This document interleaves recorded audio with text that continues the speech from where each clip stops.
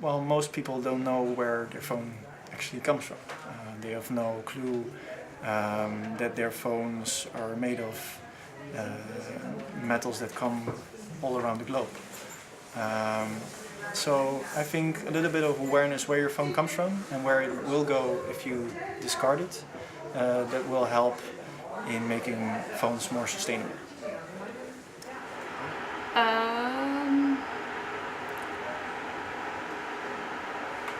I think I owned six phones.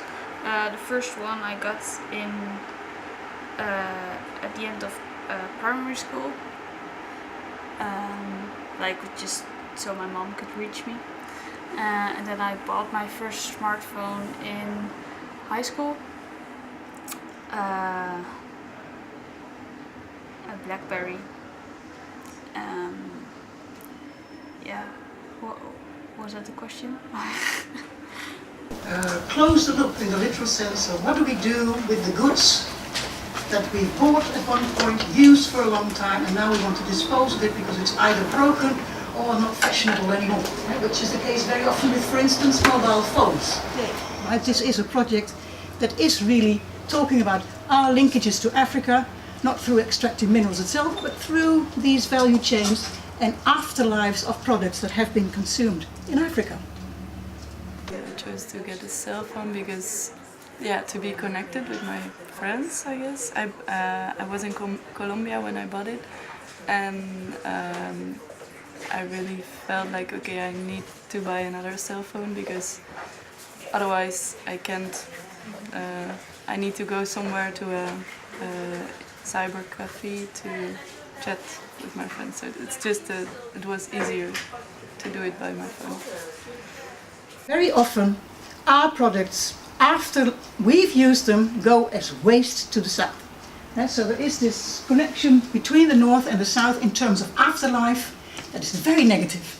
If you look at the value chain, you look at where does the product come from, that's Africa, where is it consumed, that's here with us, where does it go to when it's broken, back to Africa, so to speak, in a sort of cliché manner. Right? I was in Ghana and then I passed my number on to a taxi driver who gave it to his nephew, so he started texting me, and then we just could get along through texting and through talking about football but not knowing each other, and I think it lasted for like half a year. We were texting quite regularly, just when there was a football match we texted each other. So that's when we met, like when I met a new person through my phone. So my name is Niels Hazekamp and I work for Closing the Loop. And I like to call myself a gold digger, but we get to that later. What I first like to do is actually, like Isabella did, is ask you a few questions. And maybe I can start with questions that she asked also. Like, who of you has a mobile phone? Right. And where did you get it from? Cool. Who got it as a gift? Like these girls. I got it from my ex-boyfriend. And then you dumped it? Yeah. Okay. Alright, why did you get it? Because he got a new one and my old phone was really bad, so he gave it to me. So like reuse? Yeah. Right. How are your interpersonal relationships defined by your phone? Have you ever met someone new through your phone? Yeah, I've met someone through Tinder and just people from way back, from like high school and the school before. I don't know what's in English. Elementary school, and then they sent me this Facebook friendship request, and I got in touch. Okay, what kind of phones do you have? Who has an iPhone, for example? Who has a Samsung? Fairphone? No? Okay. Do you know Fairphone? Yeah? No? Fairphone is a Dutch organization, a Dutch phone company actually. They make smartphones like any other smartphone, and it's more repairable. So if your screen is broken, you can just click your screen out and click a new one in. So it's easy to repair within 10 seconds, and it's built to last. I did know of the existence of the Fairphone, which I didn't buy because it was too expensive.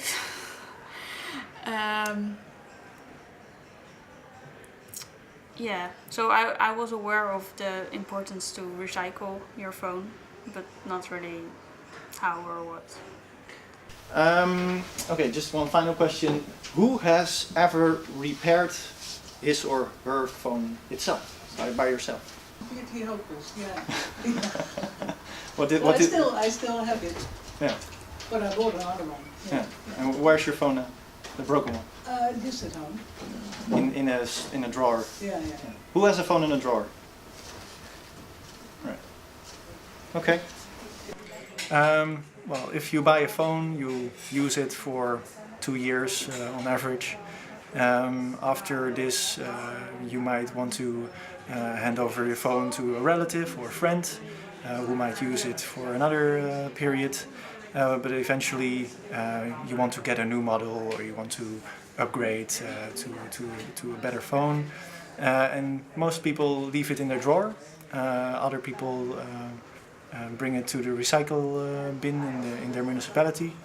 But a lot of phones are being discarded also in developing countries because there's no such infrastructure that we have in the West. So especially in developing countries, this electronic waste is piling up and is becoming a problem for the environment but also health.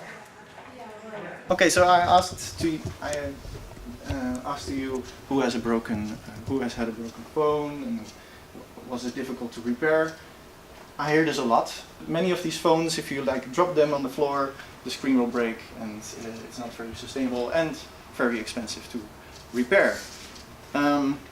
Of course, in the Netherlands we have a lot of money, so we can go to a repair shop and pay €100 and have a new screen. Or if you have a Fairphone, you can buy a screen and repair it yourself.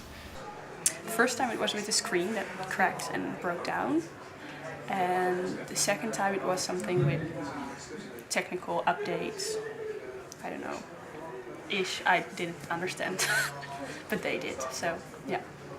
Yeah, I had the battery of my iPhone repaired I think twice, and my neighbor did it because he is quite technical and he does it cheaper than the guys at the shops, and he does it when I can just come in at the evening to him and he will just do it for me, give him a good price. I call myself a gold digger. Why do I do that?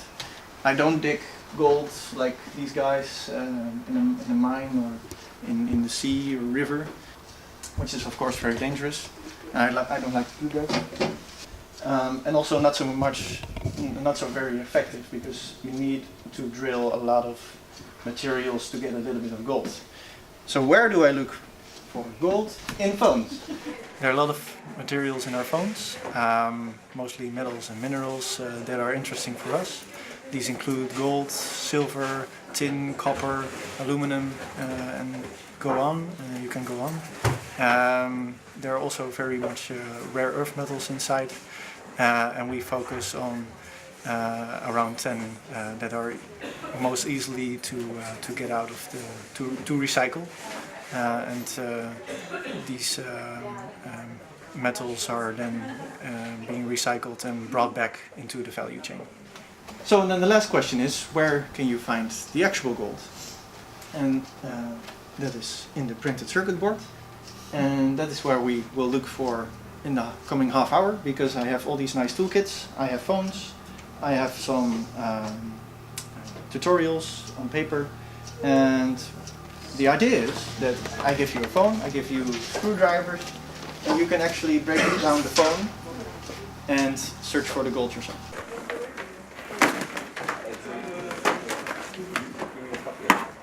Before class today, what materials did you know were in your phone? Where do they come from? Very few. Maybe plastic, glass for the screen, and some technical chrome, copper or something. I think that was it, yeah. Well, I didn't know a lot about my phone. I didn't know that there were so much materials in it, so much minerals. And for sure I didn't know that there was gold in it.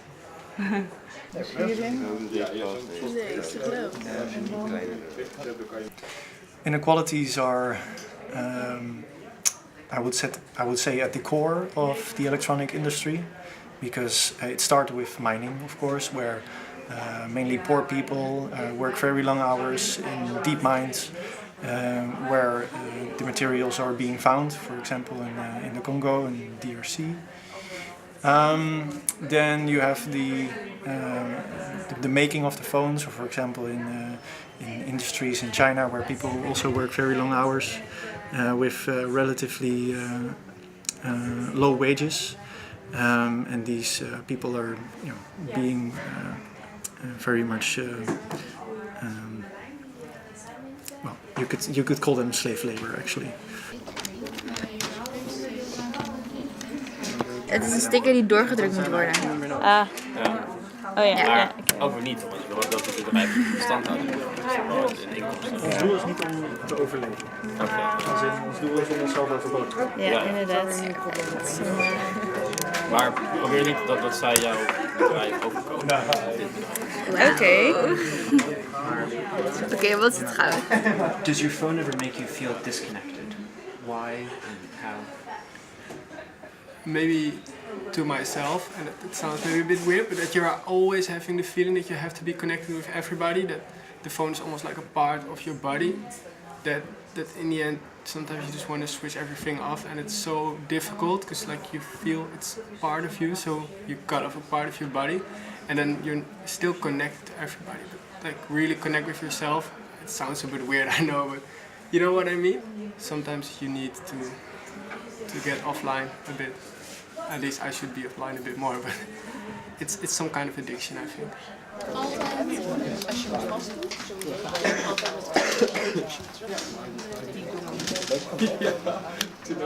Oh, wacht, hier heb ik nog eentje. When you first start using a cell phone, like when you go to high school, something, I don't know, we were 12, you start it and then you can't get rid of it anymore. You're just in the process of the connectedness and talking to people. So I think that is why. In the beginning, I think I got a smartphone just to be reachable for your parents, going to another school, to another city, and then they want to contact you. And now it's just mostly for friends, news, social media. Yeah.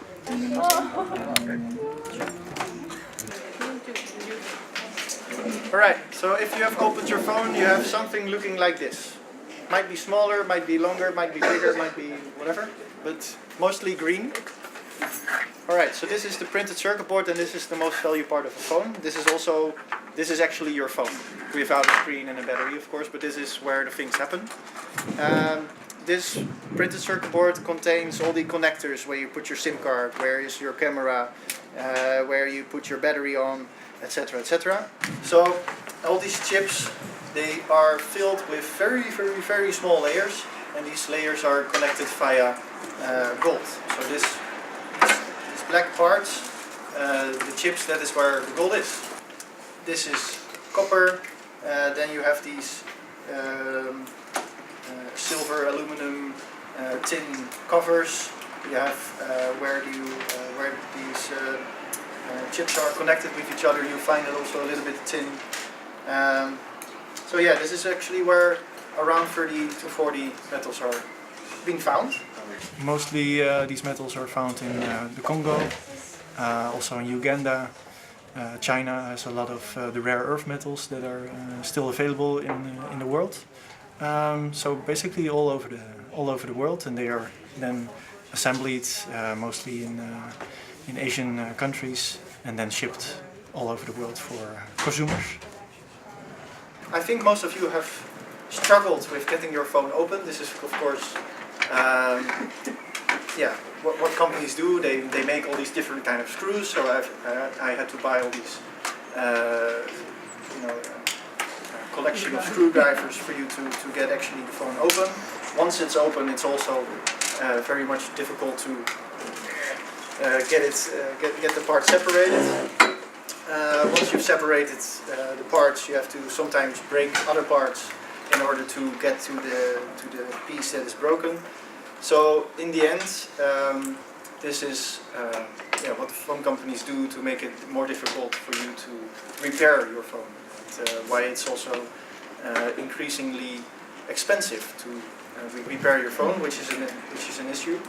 E-waste is electronic waste, so basically everything which has a plug is considered electronic waste, and it's considered waste when it's broken down and you can do anything with it.